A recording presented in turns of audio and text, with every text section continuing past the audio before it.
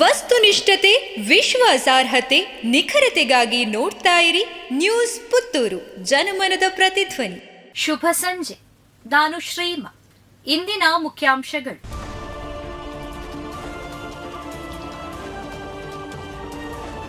March 1 ಹಾಗೂ 2ರಂದು ಇತಿಹಾಸ ಪ್ರಸಿದ್ಧ ಪುತ್ತೂರು ಕೋಟಿ ಚೆನ್ನಯ್ಯ ಜೋಡು ಕರೆ ಕಂಬಳ. ಶ್ರೀ ಮಹಾಲಿಂಗೇಶ್ವರ ದೇವಸ್ಥಾನದ ದೇವರಮಾರು ಗದ್ದಿಯಲ್ಲಿ ನಡೆದ ಕರೆ ಮುಹೂರ್ತ. ಪುತ್ತೂರು ಶ್ರೀ ಮಹಾಲಿಂಗೇಶ್ವರ ದೇವಸ್ಥಾನದ ದೇವರಮಾರು ಗದ್ದಿಯಲ್ಲಿ ಮಾರ್ಚ್ 1 ಮತ್ತು 2ರಂದು ನಡೆಯಲಿರುವ 32ನೇ ವರ್ಷದ ಕೋಟಿ ಚೆನ್ನಯ್ಯ ಜೋಡು ಕರೆ ಕಂಬಳಕ್ಕೆ ಸೋಮವಾರ ಕರೆ ಮುಹೂರ್ತ ನೆರವೇರಿಸಲಾಯಿತು. ಬೆಳಗ್ಗೆ ಶ್ರೀ ಮಹಾಲಿಂಗೇಶ್ವರ ದೇವಸ್ಥಾನದಲ್ಲಿ ಕೋಟಿ ಚೆನ್ನಯ್ಯ ಕಂಬಳ ಸಮಿತಿಯ ವತಿಯಿಂದ ವಿಶೇಷ ಪ್ರಾರ್ಥನೆ ಸಲ್ಲಿಸಿ ಸೇವೆ ಸಲ್ಲಿಸಲಾಯಿತು. ಬಳಿಕ ದೇವರಮಾರು ಗದ್ದಿಯಲ್ಲಿರುವ ಕ್ಷೇತ್ರದ ಮೂಲ ನಾಗ ಸಾನ್ನಿಧ್ಯದಲ್ಲಿ ಪ್ರಾರ್ಥನೆ ಸಲ್ಲಿಸಲಾಯಿತು. ಇದಾದ ಬಳಿಕ ಕಂಬಳದ ಕರೆಯ ಮಂಚೂಟಿಯಲ್ಲಿ ಇಟ್ಟು ಸಾಮೂಹಿಕ ಪ್ರಾರ್ಥನೆ ಸಲ್ಲಿಸಲಾಯಿತು.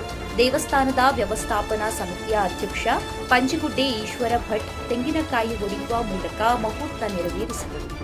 ಕಂಬಳ ಕರೆಗೆ ಹಾಲು ಮತ್ತು ಎಳನೀರು ಸುರಿದು ಸುಮುಹೂರ್ತ ನೆರವೇರಿಸಲಾಯಿತು. ಜನವರಿ 30ರಂದು ವಿದ್ಯುತ್ ನಿಲುಗಡೆ ಎಲ್ಲೆಲ್ಲಿ ಆಗಲಿದೆ? ಇಲ್ಲಿದೆ ಡೀಟೇಲ್ಸ್. ನಿರ್ವಹಣಾ ಕಾಮಗಾರಿ ನಿಮಿತ್ತ ಜನವರಿ 30 ಗುರುವಾರ ಬೆಳಗ್ಗೆ 10ರಿಂದ ಸಂಜೆ 5ರ ತನಕ 33/11 ಕೆವಿ ಸವಣೂರು ವಿದ್ಯುತ್ ಉಪಕೇಂದ್ರದಲ್ಲಿ ವಿದ್ಯುತ್ ನಿಲುಗಡೆ ಮಾಡಲಾಗುವುದು. ಸವಣೂರು ವಿದ್ಯುತ್ ಉಪಕೇಂದ್ರದಿಂದ ಹೊರಡುವ ಏಣಿತಡ್ಕ, ಭಕ್ತಕೋಡಿ, ವೀರಮಂಗಲ, ಚಾರ್ವಕ್ಕ, ಕಾಣ್ಯೂರು, ದೋಳ್ಪಾಡಿ, ಶಾಂತಿಮೊಗರು ಹಾಗೂ ಪುಂಚಪ್ಪಾಡಿ ಫಿಡರ್ಗಳಲ್ಲಿ ವಿದ್ಯುತ್ ನಿಲುಗಡೆಯಾಗಲಿದೆ. ಆದ್ದರಿಂದ ವಿದ್ಯುತ್ ಬಳಕೆದಾರರು ಗಮನಿಸಬೇಕಾಗಿ ಮೆಸ್ಕಾಂ ಪ್ರಕಟಣೆಯಲ್ಲಿ ತಿಳಿಸಿದೆ. ಕರ್ನಾಟಕ ಖೋ ಖೋ ತಂಡದ ಸಹಾಯಕ ತರಬೇತುದಾರರಾಗಿ ಪುತ್ತೂರಿನ ಕಾರ್ತಿಕ್ ಎನ್ ಆಯ್ಕೆ. ಜನವರಿ 28ರಿಂದ ಫೆಬ್ರವರಿ 1ರ ತನಕ ಉತ್ತರಾಖಂಡ್ ರಾಜ್ಯದಲ್ಲಿ ನಡೆಯಲಿರುವ ರಾಷ್ಟ್ರೀಯ ಕ್ರೀಡಾಕೂಟದಲ್ಲಿ ಭಾಗವಹಿಸುವ ಕರ್ನಾಟಕ ರಾಜ್ಯ ಪುರುಷರ ಖೋ ಖೋ ತಂಡದ ಸಹಾಯಕ ತರಬೇತುದಾರರಾಗಿ ಪುತ್ತೂರಿನ ಕಾರ್ತಿಕ್ ಎನ್ ಆಯ್ಕೆಯಾಗಿದ್ದಾರೆ. ಖೋ ಖೋ ಫೆಡರೇಷನ್ ಆಫ್ ಇಂಡಿಯಾದಿಂದ ರಾಷ್ಟ್ರೀಯ ಖೋ ಖೋ ತೀರ್ಪುಗಾರರಾಗಿ ಕೂಡ ಅರ್ಹತೆ ಪಡೆದಿದ್ದಾರೆ.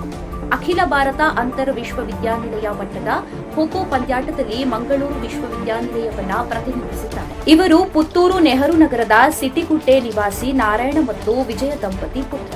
ಮಹಾಕುಂಭಮೇಳದಲ್ಲಿ ಕಾಲ್ತುಳಿತ, ಹಲವರು ಸಾವಿಗೀಡಾಗಿರುವ ಶಂಕೆ. ಮಹಾಕುಂಭಮೇಳದಲ್ಲಿ ಸಂಭವಿಸಿದ ಕಾಲ್ತುಳಿತದಲ್ಲಿ 10ರಿಂದ 15 ಮಂದಿ ಮೃತರಾಗಿದ್ದಾರೆ ಎನ್ನಲಾಗಿದೆ. ಆದರೆ ಈ ಕುರಿತು ಇನ್ನೂ ಅಧಿಕೃತ ಮಾಹಿತಿ ಬಂದಿಲ್ಲ.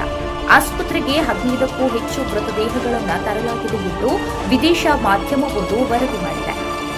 ಇಂದು ಮೌನಿ ಅಮಾವಾಸ್ಯೆಯ ಪವಿತ್ರ ಸ್ನಾನಕ್ಕಾಗಿ ಪ್ರಯಾಗ್ರಾಜ್ನಲ್ಲಿ ಕೋಟಿಗಟ್ಟಲೆ ಜನರು ಸೇರಿದ್ದರು. ಈ ಸಂದರ್ಭದಲ್ಲಿ ತಡೆಬೇಲಿ ಮುರಿದು ಸ್ನಾನಕ್ಕೆ ಧಾವಿಸಿದವರು ಜನರನ್ನ ತುಳಿದುಕೊಂಡು ಹೋದ ಪರಿಣಾಮವಾಗಿ ಕಾಲ್ತುಳಿತ ಸಂಭವಿಸಿದೆ ಎಂದು ಪ್ರಾಥಮಿಕ ವರದಿಗಳು ಹೇಳಿವೆ. ಪ್ರತಿದಿನದ ಸುದ್ದಿಗಳಿಗಾಗಿ ನೋಡ್ತಾ ಇರಿ ನ್ಯೂಸ್ ಪುತ್ತೂರು, ಜನಮನದ ಪ್ರತಿಧ್ವನಿ. ಧನ್ಯವಾದಗಳು. ವಸ್ತುನಿಷ್ಠತೆ, ವಿಶ್ವಾಸಾರ್ಹತೆ, ನಿಖರತೆಗಾಗಿ ನೋಡ್ತಾ ಇರಿ ನ್ಯೂಸ್ ಪುತ್ತೂರು, ಜನಮನದ ಪ್ರತಿಧ್ವನಿ.